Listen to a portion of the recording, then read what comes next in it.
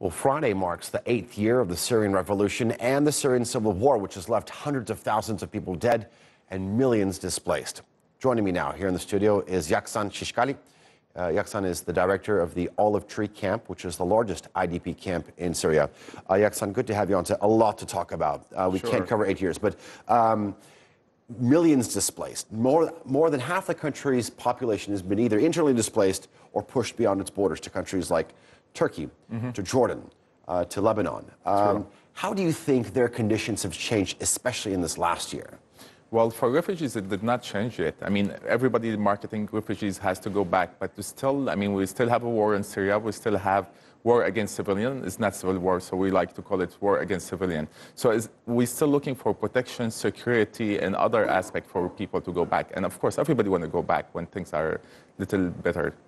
How difficult is your job when leaders, world leaders, come out and say, in Astana, they've declared Idlib province a de-escalation zone, and this is supposed to be a protected area, where civilians who are fleeing the violence across the other country, in other parts of the country, can actually experience some peace of mind. But yet you have the Assad regime, as well as Russian warplanes, increasing their attacks, especially in the last month.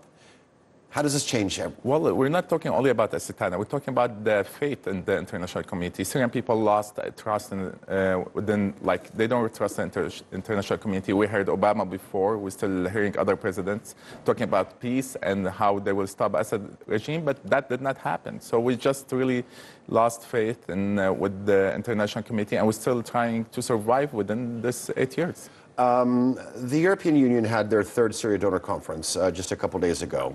What do you, as an aid executive, what do you think the international community needs to do more? Because she was mentioning there needs to be a safe, voluntary, and unrestricted return to these refugees. What do you need? Yeah, I just got back, actually arrived today from the conference. We need support to have peace and protection and justice. Before that, anything else will not help. So for people to return, we're looking for protection, and we're looking to have justice, and we're looking to go back. All right, Yakzan Shishakly, I do appreciate you coming on and actually giving a little bit more insight to this conflict, which has entered its 8th year and displaced tens of millions of people in the country. I do appreciate it. Thank you. Thank you.